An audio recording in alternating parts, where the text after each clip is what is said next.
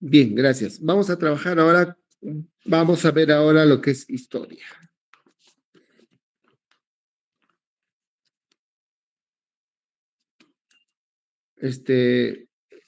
Diapositiva antes, por favor.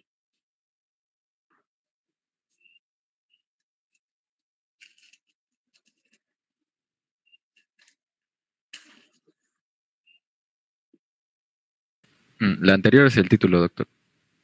Ya, genial. ¿Seguro? Sí. Ahí está, es el título. Ya, genial.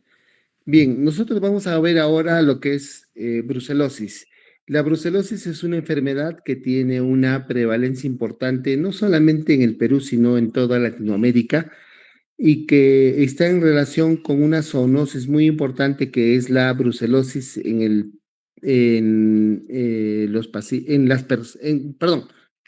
disculpen, ni personas ni pacientes, en los animales, en el ganado a nivel de Latinoamérica. Obviamente está presente a nivel mundial, sin embargo, nosotros podemos entender que a nivel de Sudamérica y más aún en el Perú, existen especies en las cuales tenemos o están involucradas. Fue identificada inicialmente por Marston en la isla de Malta en 1868. Posteriormente fue Bruce quien aisló el micrococo en 1885, ¿no? Y Bang relacionó la brucela abortus con los abortos del ganado vacuno en 1895. No fue sino hasta 1905 en que Summit dedujo que las cabras eran el reservorio de esta entidad nosológica. Y luego Evans en 1920 relacionó a Bruce y a Bang y establece el género Brucella a nivel de las bacterias como responsable de una enfermedad que causaba abortus en este grupo de animales a nivel mundial. Siguiente, por favor. En la diapositiva ustedes pueden ver, ¿no? Los diferentes tipos de especies, Brucella melitensis, Brucella abortus, Brucella suis, Brucella ovis y Neotomae, perdón, y canis, en las cuales podemos ver que en el primer caso, en melitensis, podemos encontrar que los animales infectados involucran a las cabras, los camellos, en Brucella abortus, las vacas, los camellos, ¿no? Los búfalos, Brucella suis a nivel de los cerdos, Brucella ovis en las ovejas, la neotomá en las ratas del desierto, tan descritas en muchos,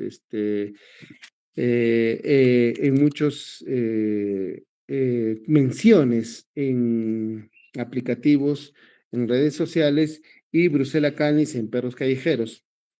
Nosotros podemos entender que la brucela es una enfermedad zoonótica transmitida a los seres humanos por contacto con los fluidos de animales infectados, en general vacunos y ovinos en nuestro medio, o productos alimentarios derivados de la leche y queso no pasteurizados a nivel de nuestro medio.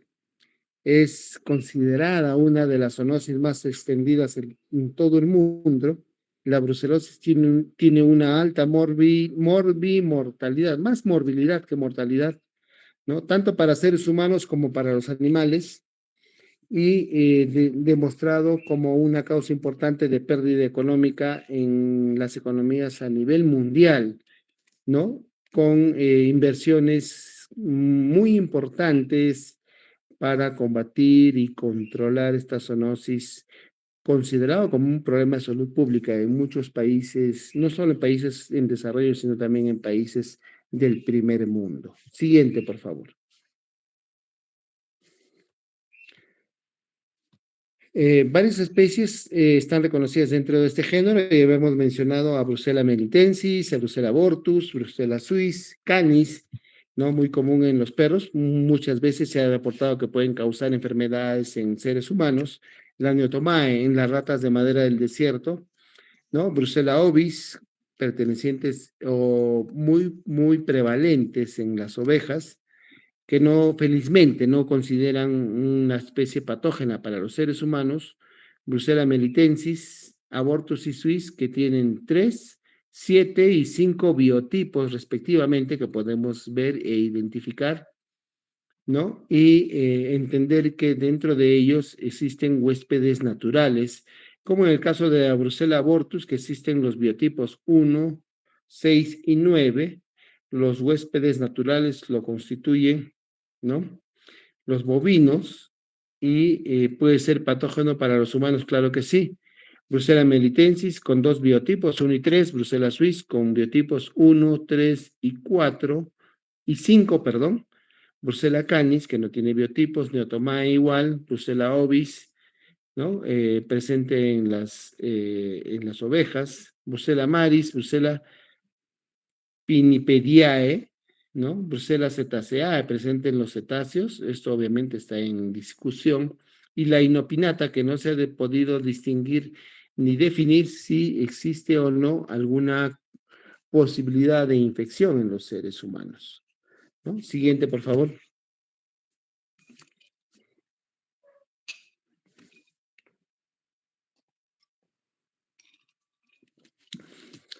La epidemiología se debe tener en cuenta debido a que existe un gran impacto en la salud, no solo a nivel de los seres humanos, sino también un impacto a nivel de la intervención de la presencia de este germen a nivel de los centros de atención, cuidado, crianza y comercialización incluso de los animales, tanto ovejas como bovinos, es decir, vacas, ¿no? A nivel mundial. Entonces es importante entender que es la zoonosis más común en todo el mundo.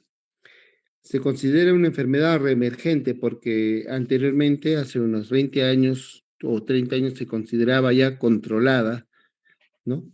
Y que era muy difícil verla que podría aparecer a nivel de los bovinos y vacunos, ¿no? A nivel mundial, pero se ha encontrado de que la prevalencia puede ser incluso 26 veces mayor a los reportes que indican y que hablan de 500,000 casos notificados en un año. Las zonas endémicas más comprometidas con la presentación de este germen, ¿no? Están relacionadas en los países de la cuenca del Mediterráneo, el Golfo Pérsico, el subcontinente indio, y si hablamos de América, nos referimos a partes de México y América Central y del Sur, ¿no? Se han encontrado que hemos podido encontrar nuevos focos epidémicos surgidos en la península balcánica, ¿no? Es decir, hablando de Grecia, de Turquía, y en algunas repúblicas asiáticas desaparecidas como Unión Soviética, Kazajistán, Kirguistán y Tayikistán. Siguiente, por favor. Es una enfermedad casi invariablemente transmitida a los seres humanos a partir de los animales domésticos infectados. Seamos prácticos y hablemos con franqueza. Vacas y ovejas o carneros, como quisiéramos entenderlo a nivel de nuestro medio, ¿no? Se ha demostrado que estos animales infectados pueden excretar brucelas, ¿no? Es decir, bacterias a nivel de la orina, incluso la leche, la placenta, ¿no? Y los productos de los abortos espontáneos. Es por eso que es muy importante tener en cuenta cómo es que nuestra población, aquellas personas que trabajan, que cultivan y que generan estos animales con estos productos, llámese carne, llámese derivados como leche, queso y otros más, pueden tener la certeza de que no contienen pues gérmenes de Brucela para el consumo humano, ¿no? Y así evitar la transmisión. Se ha demostrado que la Brucella melitensis bovina está empezando a presentar un problema de salud pública cada vez más grave, ¿no?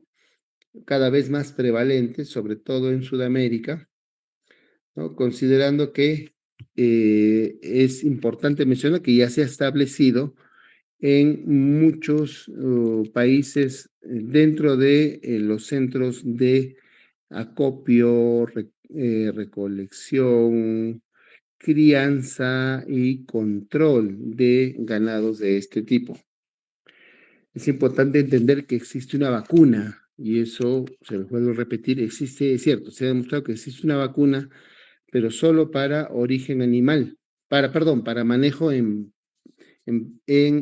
animales, ¿no? Que puede apoyar y ayudar en el control de la enfermedad. Siguiente.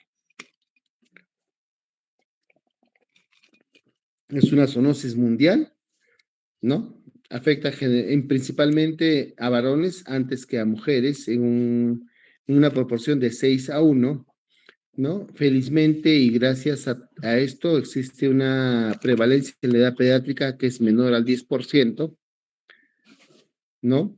Y la especie que predomina es la Brucella melitensis en todos los aspectos. En el cuadro que ven ustedes al lado derecho pueden ver, ¿no? A nivel europeo y a nivel americano que, ¿no? La presencia de Brucella melitensis es más representativa a nivel de Sudamérica comparada con la Brucella abortus, que está más demostrada que se presenta no solamente en los Estados Unidos, sino también en México, y a nivel europeo, donde podemos ver una franja horizontal que incluye países como Portugal, España, Marruecos, Argelia, Egipto, Italia, ¿no? Turquía, parte de la actual Rusia, ¿no? Australia y el Oriente Medio, ¿no? Incluido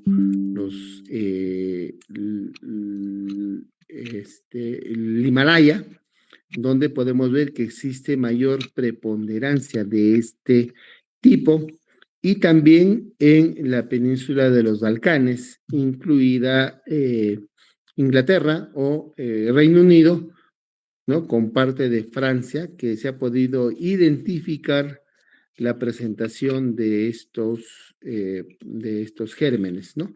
Además de Sudáfrica, como pueden ver ustedes en la diapositiva y en el mapa presentado. Si bien es cierto, existe cierta tendencia a la disminución de la prevalencia de la enfermedad hacia el año 2000, pero ha habido un detalle y creo yo que ya se los he mencionado en algún momento cuando hablamos del corte que ocurre al año 2010 con respecto a la presentación del famoso mundial, ¿no? De Sudáfrica 2010, donde hubo concurrencia de gran cantidad de personas de todos los países del mundo y que, entre comillas, gracias a esa intervención se ha podido identificar, ¿no? Que enfermedades que inicialmente estaban consideradas como controladas o desaparecidas en determinados continentes han vuelto a presentarse, ¿no? Es decir, han vuelto a aparecer como enfermedades reemergentes en muchos países de América, ¿no? Y de Europa y Asia debido a esta situación de la presentación de los gérmenes en Sudáfrica y en todo el continente africano, ¿no? Debido pues principalmente a la presencia de la llegada de muchas personas de los otros continentes como lo hizo el mundial del 2010. Siguiente, por favor. Las formas de infección que ustedes pueden identificar están ahí en la pantalla, ¿no? Habitualmente podemos nosotros encontrar que puede existir la inoculación accidental en el laboratorio, ¿no? De las muestras que se toman para el cultivo a nivel de los animales como la vaca y los vacunos y los ovinos, ¿no? Nosotros podemos encontrar que existe cierta posibilidad de infección a través de los cerdos, ¿no? Hacia el ser humano, a través de los perros, no solamente entre ellos, sino también entre los perros y el ser humano, ¿no? A través de las cabras, que pueden también producir y transmitir el germen, ¿no? A través de contacto con secreciones, a través de contacto con deposiciones, desechos de animales infectados, lo cual pueden potencialmente provocar una infección en el ser humano que esté expuesto a estas sustancias y que podría ocasionar una infección a este nivel, ¿no? Vamos a ver también que existen vías de entrada como las abrasiones en la piel, que ocurren generalmente de manera ocupacional.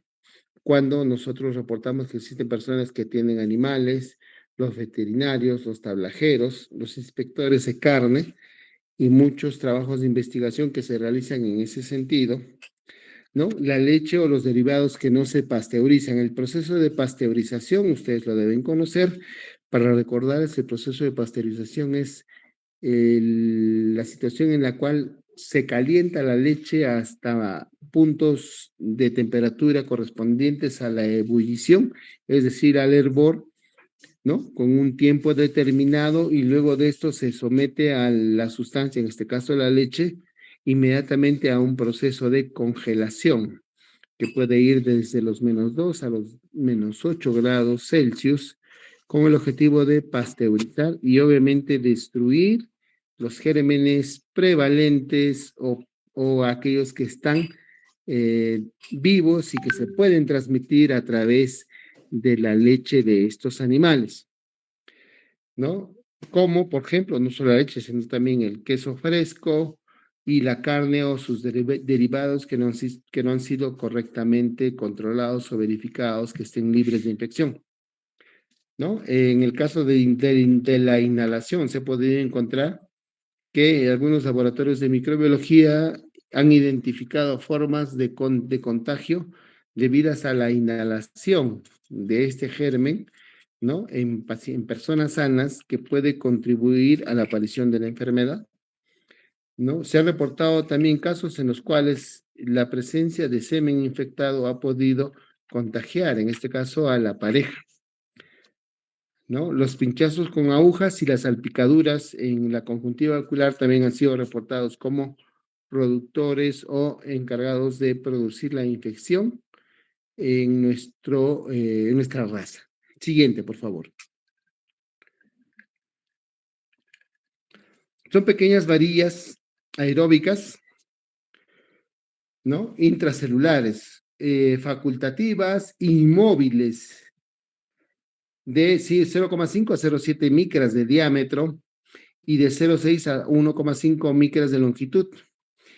La tinción con el sistema de Gram ha podido identificar que son de 0,5 a 0,7 micras de diámetro y de 0,6 a 1,5 micras de longitud, ¿no? Ha podido identificar también que son cocobacilos minúsculos de tipo gram negativos. Y si hablamos de tipo gram negativos, podemos identificar que tienen pared celular. No tiene cápsulas, no dispone de esporas, no tiene flagelos, ¿no? Muchas de las cepas requieren medios complejos para el crecimiento, ¿no? Es decir, no pueden crecer sencillamente en controles de laboratorio tan fácilmente y que pueden mejorarse mediante la adición de suero o sangre, incluso en estos casos. No tienen plásmidos. Los plásmidos son una condición en la cual las bacterias pueden transmitir la resistencia bacteriana en sus siguientes generaciones, es decir, pueden transmitir la resistencia bacteriana a sus subsiguientes generaciones, ¿no? G1, G2, G3, etcétera. ¿Ya? La membrana celular, la mayoría de las cepas, perdón, requieren medios complejos para el crecimiento que se pueden mejorar con la emisión de suero o sangre. Existe un componente con lipopolisacárido dominante que está presente en este tipo de bacterias. El metabolismo es oxidativo y todas las cepas son aeróbicas. Algunas cepas requieren dióxido de carbono para el crecimiento, especialmente para el aislamiento primario.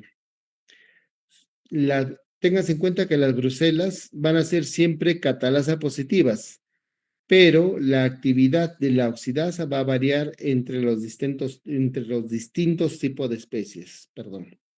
La mayoría de las cepas van a reducir el nitrato a nitrito, pero ojo, no todas, ¿no? Y va a haber una producción de sulfuro de hidrógeno que también puede variar, al igual que la actividad de ureasas. Siguiente, por favor.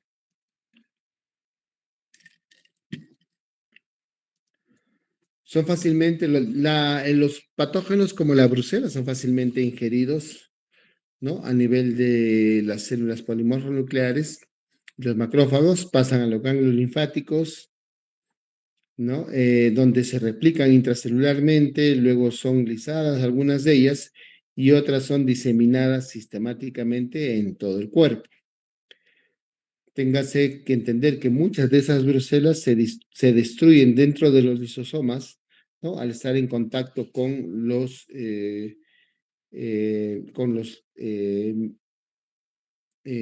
las organelas correspondientes que contribuyen a la destrucción de las bacterias, ¿no? Es importante mencionar que algunas de ellas pueden prevenir esta condición en la cual terminan siendo destruidas y evitan la fusión fagosoma-lisosoma y pueden sobrevivir al efecto inicial de la destrucción bacteriana y de las defensas que tiene el huésped, ¿no? Entonces, esto va a hacer que puedan persistir posteriormente, puedan vivir en un ambiente intracelular y sea necesario el uso y la aplicación de nuevas estrategias, no solamente con medicamentos, con antibióticos únicos, sino también con combinación de antibióticos para lograr mejorar la respuesta inmune y así poder combatir la enfermedad. Siguiente, por favor. Es de entender que el lipopolisacárido contenido o presente en la célula, en la brucela, tiene un papel muy importante en la entrada celular y en la evasión inmune de la célula infectada. Es muy importante entonces entender que la brucela puede invadir y persistir en el huésped mediante la inhibición de la muerte celular programada. Todos nosotros sabemos que la muerte celular programada tiene un nombre, el cual se llama apoptosis. Es decir, que en su defecto, cuando la célula se ve amenazada, alterada, invadida por algún germen, activa la muerte celular programada, es decir, la apoptosis, con el objetivo de destruir al germen, con el objetivo de evitar su propagación, proliferación. Este germen, la brucela, tiene la facilidad, la ventaja de poder inhibir este efecto que se ha podido encontrar en nuestros pacientes, es decir, de inhibir la muerte celular programada, es decir, inhibir la apoptosis. ¿no? Se ha demostrado también que las células de Brucella evitan la fuerte activación del sistema inmune innato, que ya lo mencionamos en la clase pasada, ¿no? Cuando hablamos de los famosos TLR, los Toll-like receptors, y de los cuales les mencioné y que ustedes deben ampliar revisando artículos al respecto, ¿no? Hablamos también de la resistencia a la acción directa del complemento, que es que el complemento representa un grupo de proteínas elaboradas por el hígado y que van a tener específicamente dentro de sus funciones dos importantes, que son la apoptosis y la formación del complejo de ataque a la membrana, de los CAM. Es decir, la formación de poros a nivel de la pared celular de las bacterias, con su consiguiente lisis bacteriana. Entonces, eso es importante tenerlo en cuenta y entender lo que nosotros estamos trabajando, ¿no? También es importante identificar que la brucela va a establecer una infección de larga duración dentro de las células de Westphal, es decir, que tiende a hacerse crónica dentro del contexto de la evolución de un paciente con infecciones agudas normales, ¿no? Y por si esto fuera poco, la brucela tiende a promover la cronicidad de la infección. Esto es ubicación a nivel de médula ósea, es decir, a nivel de huesos cortos, huesos largos y huesos planos, ¿no? Lo cual puede contribuir no solo a la cronicidad, sino al tratamiento crónico de la enfermedad. Siguiente, por favor. En esta parte nosotros podemos ver la patogénesis y podemos identificar que si bien es cierto, la bacteria invade, ¿no? En este caso el macrófago, podemos ver que muchas de ellas sobreviven, ¿no? A la acción del macrófago para contribuir a su destrucción, no solo incluso para la presencia de los linfocitos T y del factor, del interferón gamma, sino también de la presencia de las células natural killer, que van a destruir aquellas bacterias que puedan salir al medio interno, liberándose de la bacteria, y que puedan incluso condicionar la aparición de enfermedad crónica en nuestros pacientes. Entonces es muy importante tener en cuenta esta explicación fisiopatológica para poder identificar cuáles son estos pacientes y definir si van a requerir una terapia antibiótica de amplio espectro. Siguiente.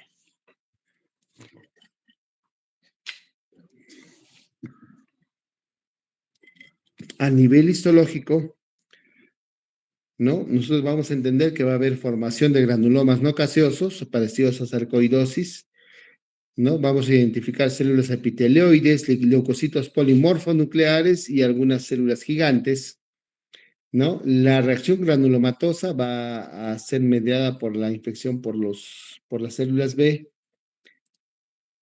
¿no? Van a ser pequeños, ¿no? En el caso de Brucella Swiss suele acompañarse de una formación crónica abscedada que puede contribuir a alguna complicación en el paciente y posterior hospitalización. Siguiente. Dentro de las perdón, una más, retrocede, por favor, creo que te has pasado una. Ya, genial, no te has pasado. Entonces, hay formas de presentación clínica, la forma aguda septicémica con compromiso generalizado y con alteración a nivel de los marcadores de sepsis, ¿no? Los marcadores de reacción inflamatoria aguda severa. Existe la forma sintomática, la forma localizada y la forma crónica. Siguiente. Dentro de las manifestaciones clínicas, nosotros vamos a identificar, ¿no? Que en el caso de Brucela podemos decir que existe una condición que se llama la gran simuladora. Es decir, que la Brucela puede simular, puede parecer, puede incluso, ¿no? Desviar la atención de una persona experimentada en semiología y que pueda hacer pensar que no se trata de una brucela. Es por eso que la enfermedad es conocida como la gran simuladora.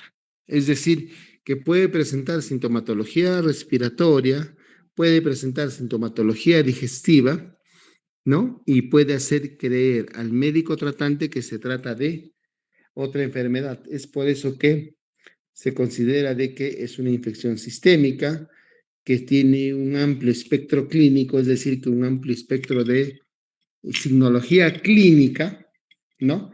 Que puede incluso representar una complicación grave y o mortal en ese sentido. Es importante entender que nos debemos apoyar siempre en la parte laboratorial en ese sentido, ¿no? Muchas veces no se puede identificar la ubicación exacta de la infección, ¿no? Entre los más pequeños, la infección generalmente es más benigna, mientras que en los mayores, en los niños más grandes y en los adultos jóvenes, podría representar cierto grado de importancia porque puede haber mayor gravedad y mayor presentación de complicaciones a ese nivel, incluso cuando el paciente ya está recibiendo tratamiento. Siguiente, por favor. Por lo mismo es importante tener en cuenta que cualquiera de nuestros pacientes, sobre todo nuestros pacientes pediátricos, ¿no? Podrían presentar alguna complicación al respecto. Por eso es importante entender que la enfermedad tiene sus procesos, tiene sus tiempos y tiene sus problemas bien definidos. Muy importante entender que el periodo de incubación va de 1 a 4 semanas, ¿no? Puede incluso presentarse de manera lenta hasta las 6 semanas inclusive, y ocasionalmente puede presentar también una situación de alteración, ¿no? A nivel o luego de varios meses.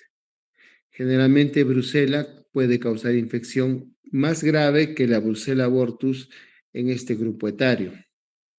Dentro de todo, Brucella puede infectar a los seres humanos y esta infección puede ser tan grave como cualquier otro paciente adulto en nuestro medio, ¿no? Relacionado y involucrado con la presentación a través en nuestro medio, ¿no? Dentro del embarazo, la brucelosis se va a asociar con riesgo de aborto espontáneo, parto prematuro, aborto espontáneo, motinarto, infección intrauterina, etcétera.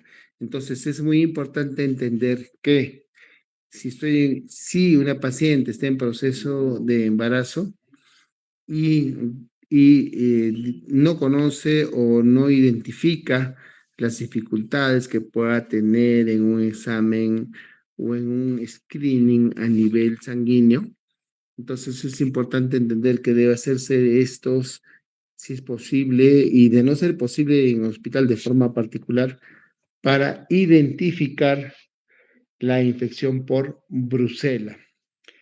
Muchos estudios han hablado de los pacientes infectados con VIH, ¿no? Y que adicionalmente tienen SIDA, ¿no? Y que se ha podido identificar que existe un curso clínico benigno en las primeras etapas de la infección en estos pacientes.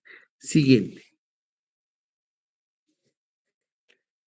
La infección puede afectar a cualquier órgano, ¿no? Los síntomas pueden estar relacionados efectivamente con este órgano mencionado o incluso con cualquier otro. Es menester importante identificar en este grupo etario la condición por la cual los pacientes pueden acercarse, estudiar e identificar el agente etiológico y la ubicación inicial de la enfermedad.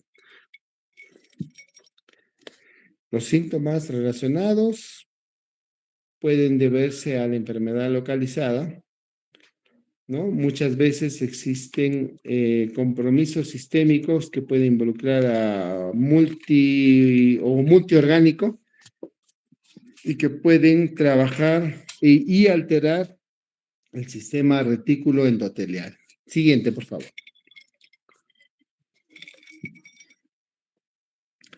La enfermedad aguda, ¿no? Es la aparición insidiosa del paciente con fiebre, generalmente más allá de 38 grados Celsius, ¿no? Sudoración o diaforesis nocturna.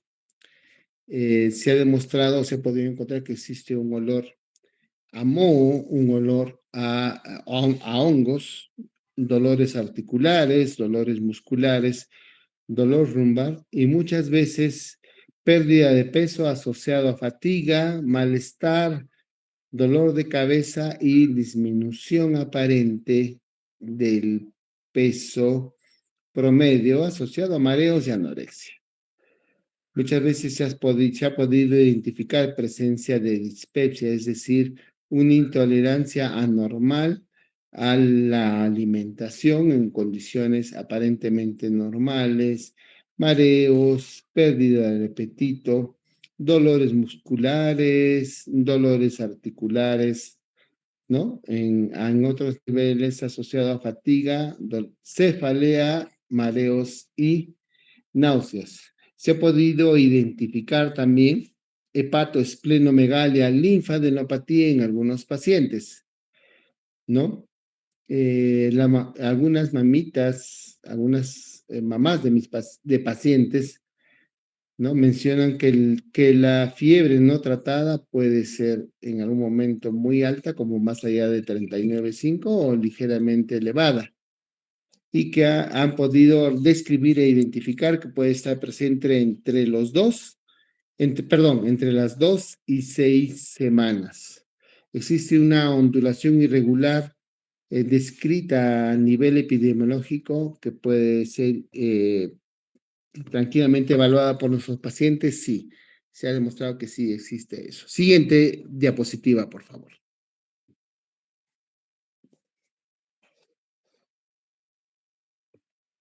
Existen complicaciones osteoarticulares en aquellos pacientes condicionados por la presentación de brucelosis, ¿no? Estas tienen que ver con la artritis monoarticular, generalmente o más prevalentemente a nivel de caderas, rodillas, tobillos y articulaciones sacroiliacas. Se han podido describir también otras alteraciones a nivel del sistema osteoarticular, ¿no? Como artropatía inflamatoria subaguda, espondilitis, osteomielitis y la presencia de este tipo de lesiones en personas menores de 14 años. La serología correspondiente, el cultivo, continúan siendo un importante pilar para el diagnóstico de estos pacientes. Siguiente, por favor.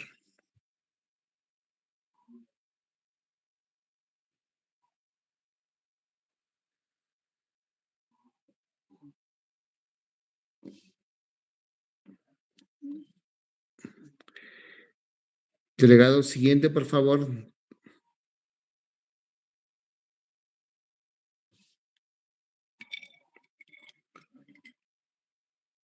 Ya lo pasé la diapositiva, doctor. No se mira.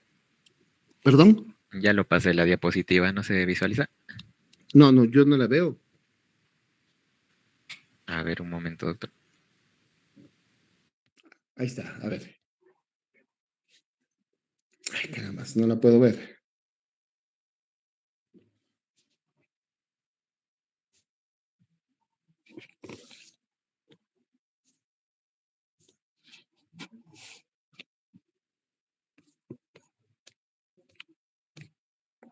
Ahí está, ya, ahora sí la veo. Ya, genial. Perfecto.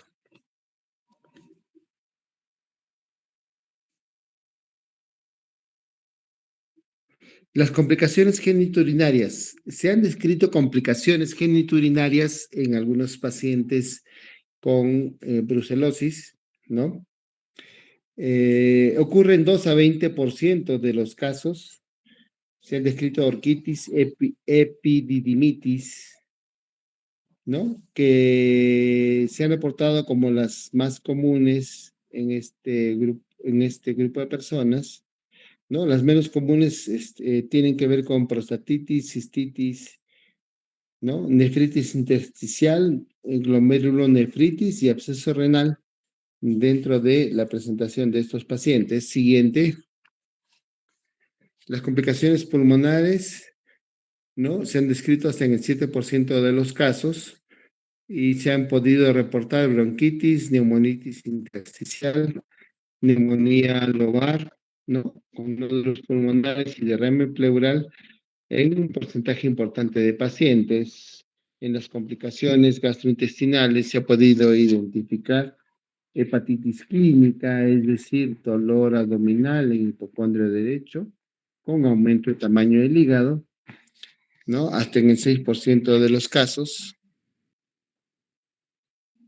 Caramba, se me fue la diapositiva, a ver, ya, aquí está, ¿no? Dentro de las complicaciones gastrointestinales, hablamos de hepatitis clínica, muy raramente acceso hepático, acceso esplénico, colecistitis, muy pocos casos de pancreatitis con ileitis y algunos pacientes con colitis y peritonitis espontánea. Siguiente, por favor.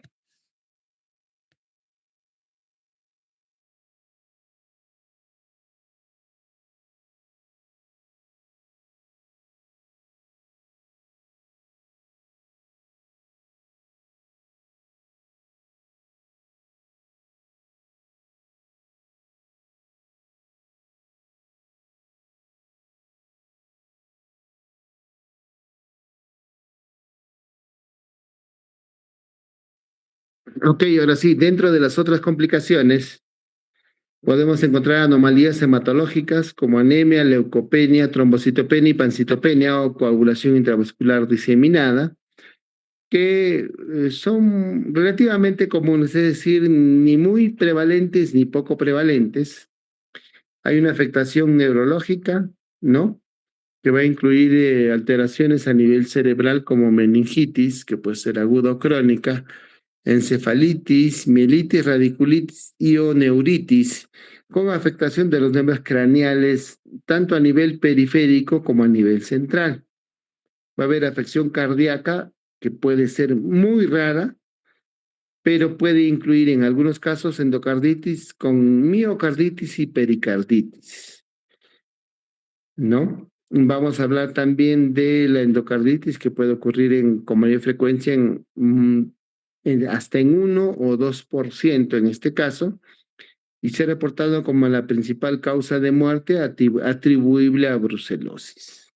Siguiente, por favor. Va a haber afectación ocular, ¿no? Que está relacionadamente a uveitis, va a haber queratoconjuntivitis, va a haber úlceras, va a haber verificación de úlceras corneales, iridociclitis, queratitis numular, corioditis con neuritis óptica, papiledema y endoftalmitis, los cuales van a permitir identificar en todo este contexto alteraciones a nivel ocular, a nivel oftalmológico, que requieran de un trabajo multidisciplinario en nuestro grupo etario.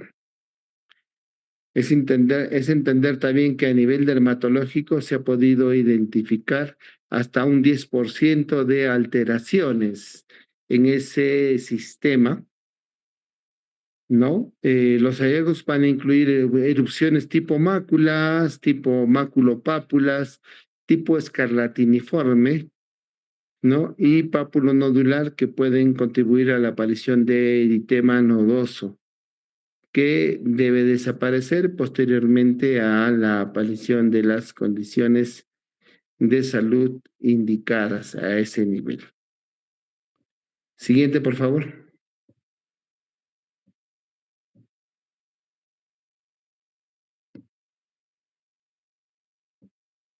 Ay, caramba, no lo copio.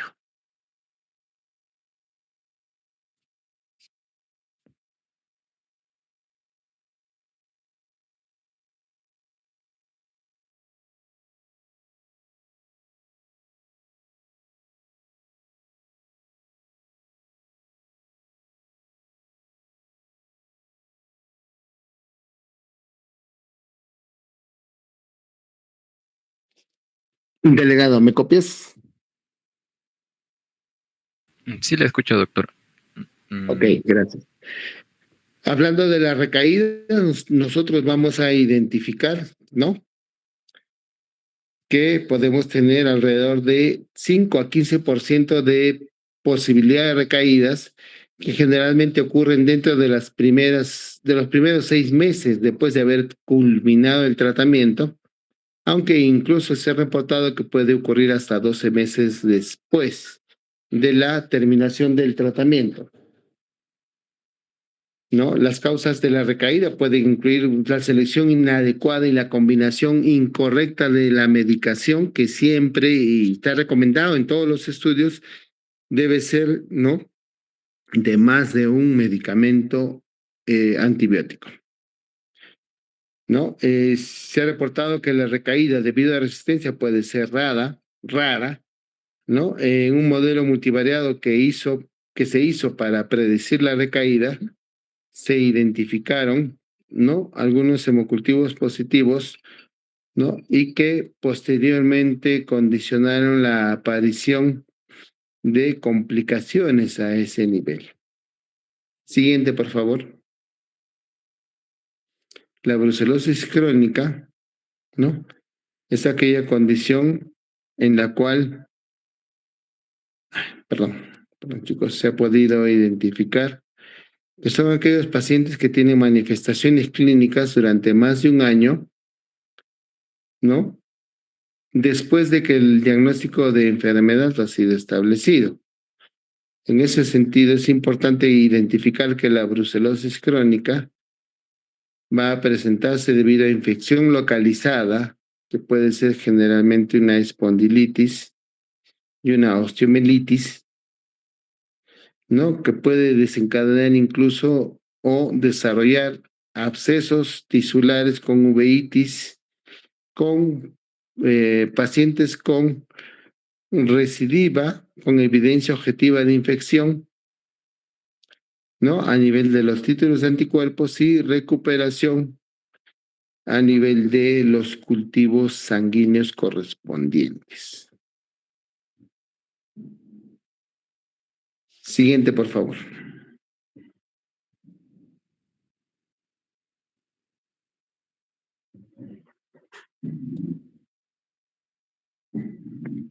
Si hablamos de diagnóstico, ¿no?, se ha podido entender que existen varias formas, ¿no?, y que la evolución del diagnóstico de la enfermedad ha sido bastante interesante, reportada a nivel de laboratorio durante todos estos años. No, pues la herramienta fundamental para diagnósticos de brucelosis incluye el cultivo, la serología y la PCR, es decir, la reacción en cadena de polimerasa que no disponemos en nuestro medio, al menos no de manera libre como se pensaba. El diagnóstico se va a hacer mediante el cultivo del organismo a partir de la sangre u otros sitios como la médula ósea o la biopsia de hígado, ¿no? Se ha encontrado que los hemocultivos pueden no ser realmente o suficientemente valederos o suficientemente prevalentes como para el control de la enfermedad, siendo en este caso una indicación de laboratorio que debe alertar con respecto a esta situación, ¿no?, para que se puedan realizar las actividades técnicas del cultivo de sangre de manera adecuada.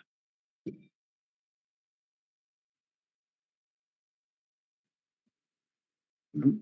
A ver, perdón. Siguiente, por favor. Los síntomas de la brucelosis son inespecíficos, es decir, que un paciente puede venir con síntomas respiratorios, síntomas digestivos, síntomas neurológicos, ¿no?, síntomas no realmente descritos y puede presentar una gran variedad de sintomatología a ese nivel. Entonces, en ese sentido es importante entender, uno, cuál es la sintomatología prevalente y dos, informarle al papá, a la mamá o a los familiares que puede existir una presentación atípica, lo cual no es cierto, es una presentación típica de la enfermedad a ese nivel. vamos a tener en cuenta de que podría existir, ¿no? Una gran variedad de sintomatología que pudiese contribuir a la confusión al momento de hacer el examen físico. Por eso es importante hacer una historia clínica detallada, incluyendo la hospitalización, las vacunaciones previas, viajes anteriores, exposición de los animales en casa. Muchos de nosotros tenemos en casa un gatito, un perrito, etcétera. Y eso, aunado a las dificultades con respecto a las vacunaciones, los viajes, la alimentación, podrían representar un riesgo muy alto para definir el manejo y el control de nuestros pacientes a ese nivel. Las pruebas de rutina de laboratorio habitualmente no son útiles, no solamente por la hora a la cual se piden, sino también por la dificultad que se tiene con respecto a la logística y a la identificación de los reactivos necesarios para hacer el control determinado. Se ha identificado un diagnóstico definitivo de brucelosis, ¿no? Que se debe hacer generalmente mediante una secreción, un cultivo a nivel a nivel general. Siguiente, por favor.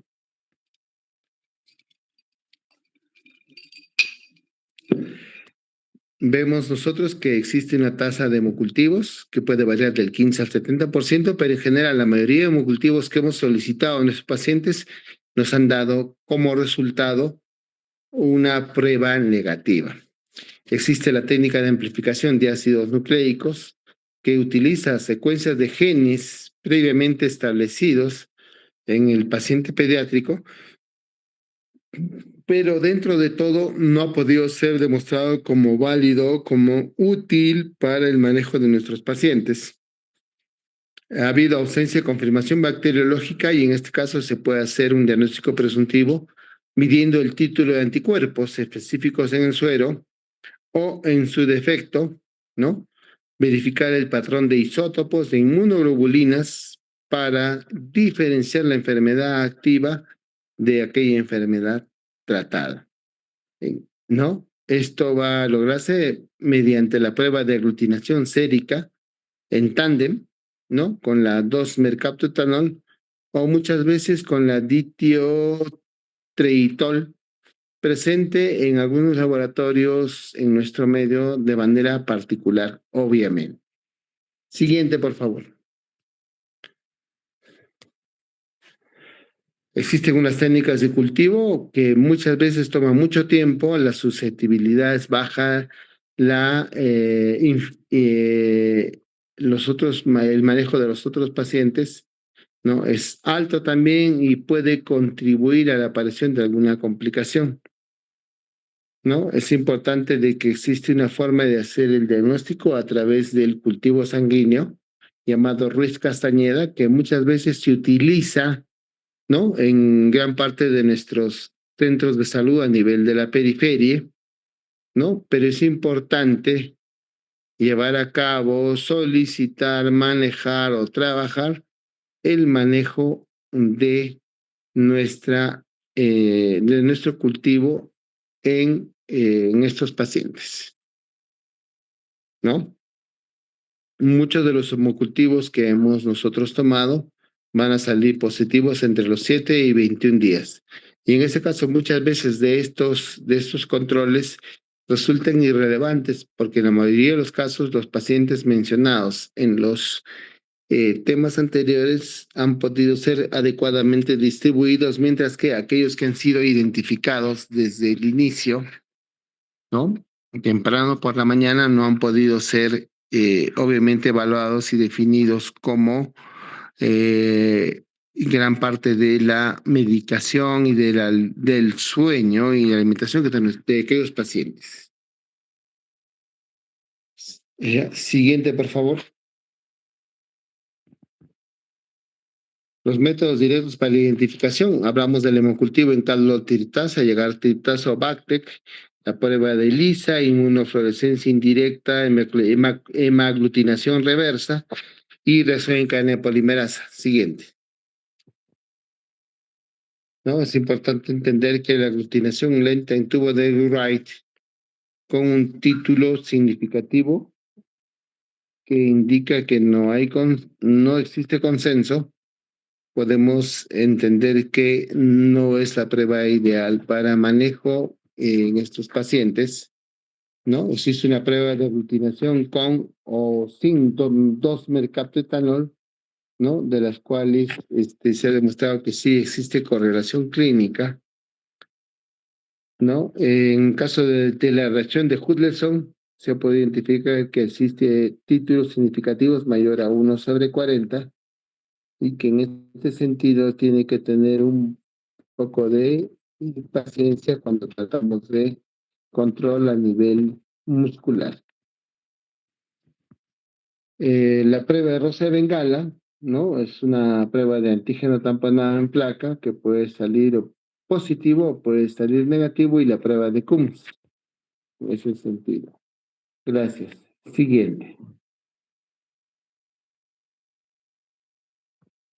Vamos a trabajar ahora con los métodos de diagnóstico de elección de nuestros pacientes y los métodos confirmatorios. Tenemos aglutinación lenta de Wright, ¿no? En tubo con 2 o sin 2-mercaptoetanol, una prueba de Coombs y una prueba de eficacia de complemento.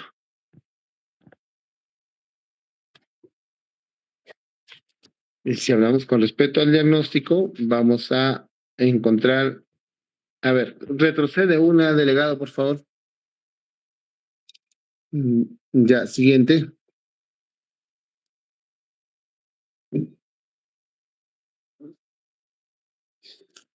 Hablamos de diagnóstico. Si hablamos de neurobrucelosis, existe siempre la dificultad o el menester de identificar el estudio del cefalorraquídeo, ¿no? Que va a incluir una pleocitosis de 100 a 200 células, a predominio mononucleares con niveles elevados de proteínas e hipoglicemia.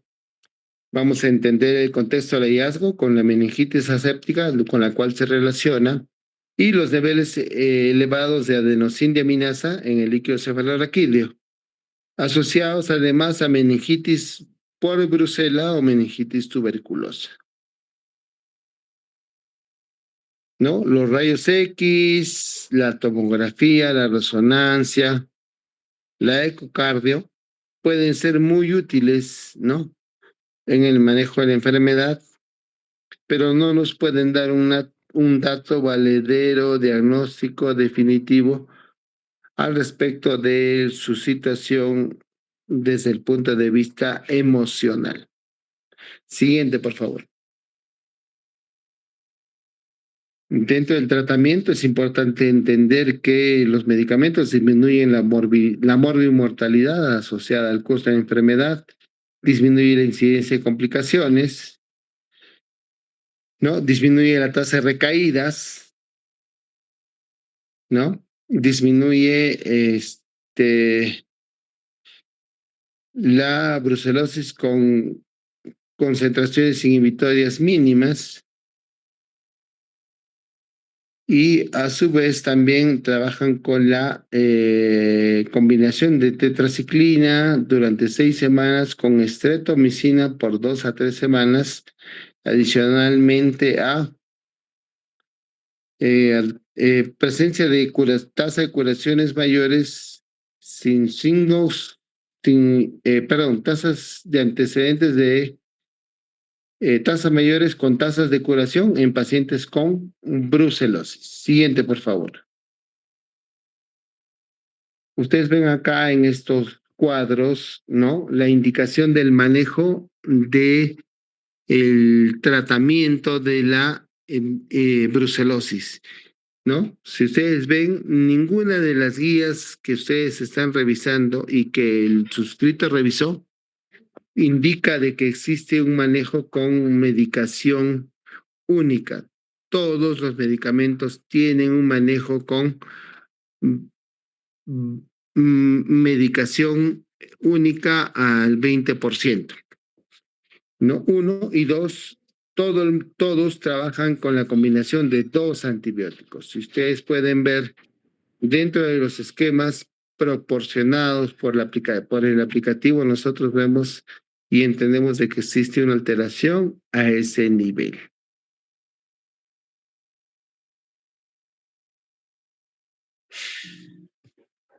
Siguiente, por favor.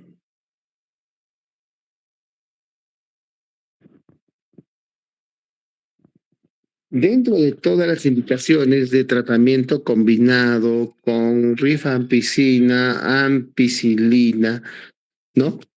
Amoxicilina con sulfametoxazol, amoxicilina con acitromicina, amoxicilina con otra medicación. Se ha podido trabajar en base a esto y se ha podido identificar que existe un régimen preferido que tiene que ver con la administración de amoxicilina de 200 miligramos por día, ¿no? Más gentamicina 5 miligramos cada 12 días como un adicional intramuscular y que ustedes obviamente tienen que entender y aprobar.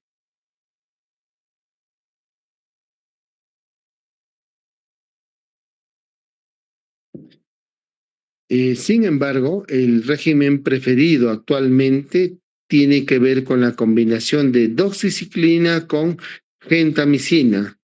Ojo, el tratamiento contra o para combatir la brucelosis nunca debe ser en monoterapia, siempre debe ser en terapia combinada, es decir, terapia con corticoides, con sintomatológicos y a su vez terapia con antibióticos. Entonces, en ese sentido, tiene que entenderse que la doxiciclina, 200 miligramos por día, asociada a la gentamicina, 5 miligramos por día, constituyen una dosis intramuscular diaria para el manejo de su enfermedad.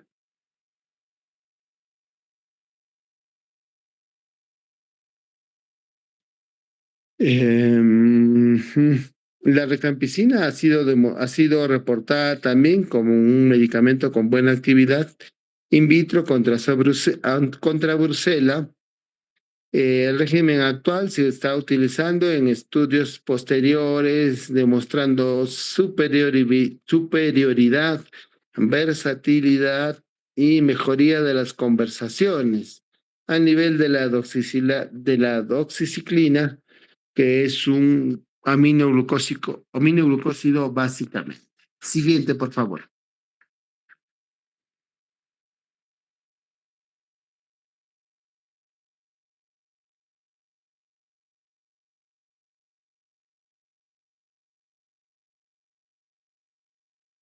Con respecto al tratamiento, debe tenerse en cuenta que los niños mayores de 8 años pueden ser tratados de manera similar a los adultos.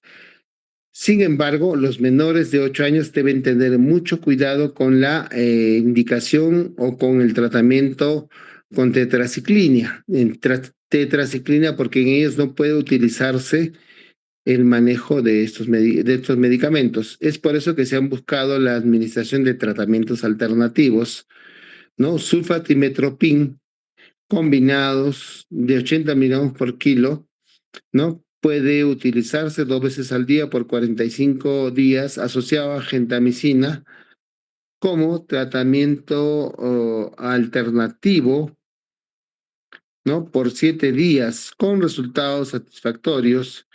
Puede utilizarse sulfatimetropin con rifa de 15 miligramos por kilo 1 vez al día, ¿no? Que puede utilizarse donde 6 a 8 semanas con resultados comparables y de manera similar puede utilizarse en mujeres embarazadas el tratamiento con rifampicina, con sulfatimetroprima, ¿no? En el manejo de pacientes de recién nacido a nivel general. Siguiente, por favor.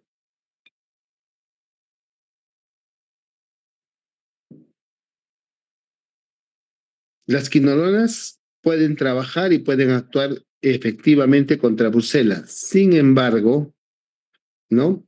Los niveles de concentración inhibitoria mínima de quinolonas, ¿no? Han demostrado que, si bien es cierto, pueden contribuir al manejo de la brucela, pero de manera monoterápica han encontrado que no existe o no se ha podido encontrar resultados satisfactorios, sino más bien decepcionantes. Es decir, que el manejo con quinolonas no ha sido demostrado como efectivo en estos pacientes con el uso de quinolonas. Siguiente, por favor.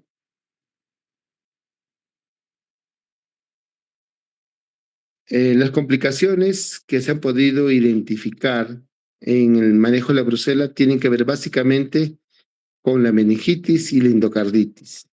En nuestro hospital hemos tenido la suerte de trabajar y manejar estos pacientes e identificar complicaciones, ¿no? Como la endocarditis, que han tenido que recibir medicación extra, ¿no? Con cotrimoxazol, es decir, sulfatrimetoprim, además de medicación prolongada para el manejo eh, de las alteraciones a este nivel. Y es importante tener en cuenta porque muchas veces no le damos la importancia debida al manejo de antibióticos, por ejemplo, como las cefalosporinas, que pueden tener una sensibilidad y especificidad definidas, muchas veces altas y muchas veces bajas, contra diversos antibióticos, y eso hace pues que el manejo o el tratamiento contra esta enfermedad sea complicado. Siguiente, por favor.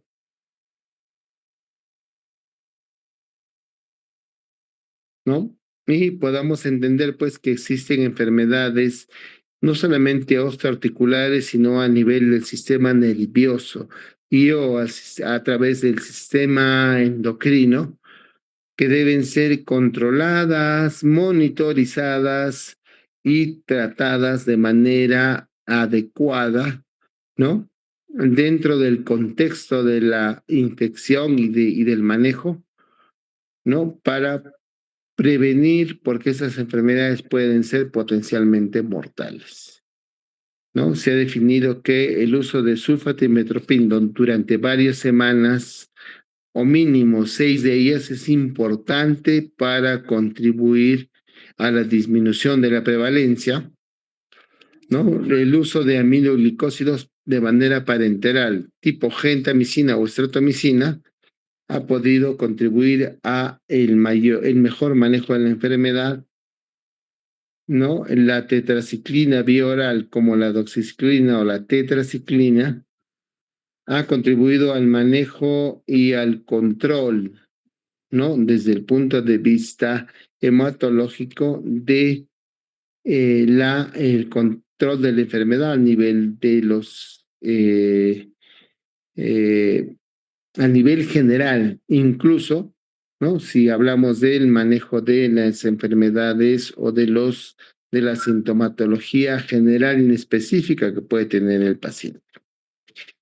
La rifampicina puede utilizarse, es cierto, como un medicamento adicionado a los esquemas reportados previamente. Sin embargo, es importante entender que para ese sentido debería definirse muy bien, ¿no? ¿Qué pacientes van a continuar o van a ingresar o son tributarios de manejo con esta sintomatología, con este tratamiento? Siguiente, por favor.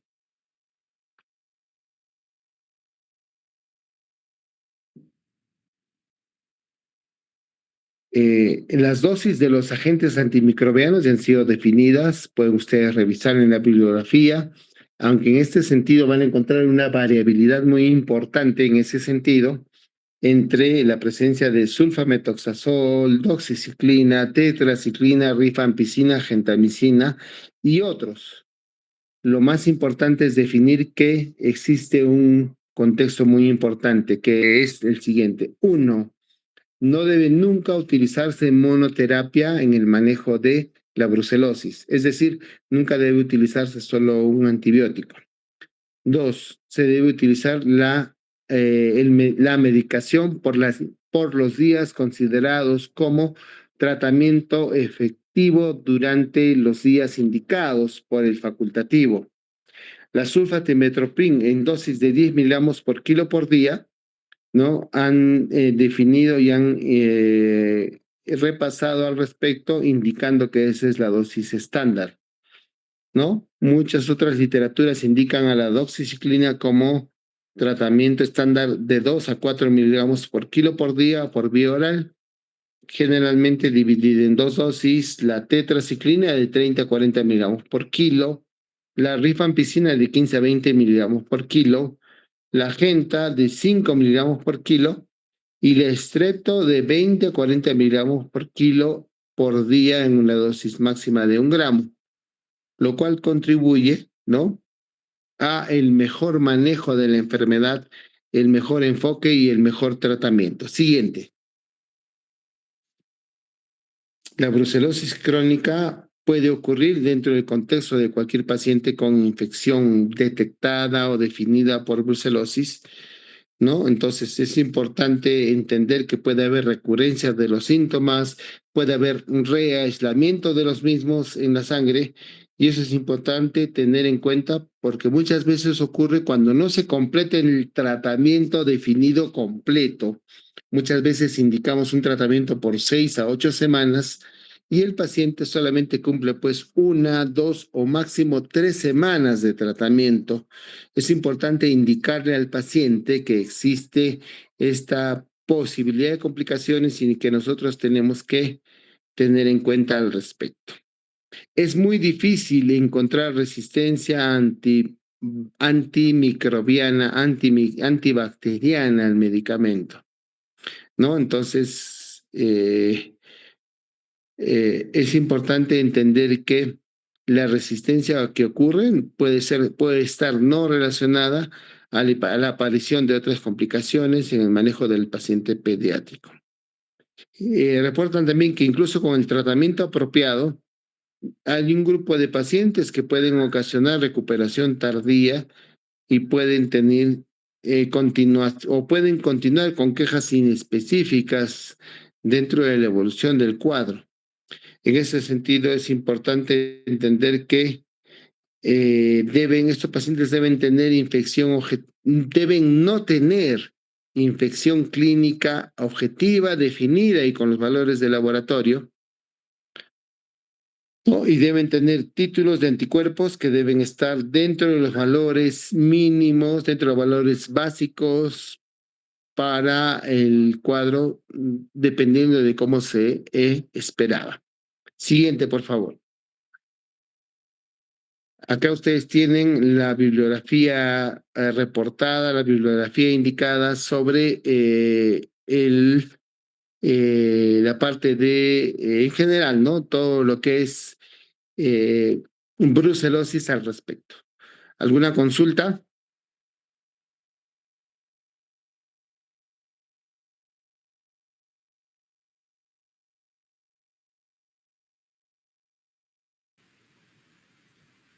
Creo que no, doctor. No sé si mis compañeros tienen alguna duda. A ver, jóvenes, ¿alguna pregunta al respecto? No, doctor, todo claro. Todo claro, doctor. Genial, entonces con esto estamos al día con respecto a las clases teóricas. Vamos a estar coordinando en lo siguiente con respecto a la evolución de las clases teóricas los días miércoles y viernes. Cualquier dificultad, indicación, vamos a proceder al respecto. Tuvieron en la mañana clases con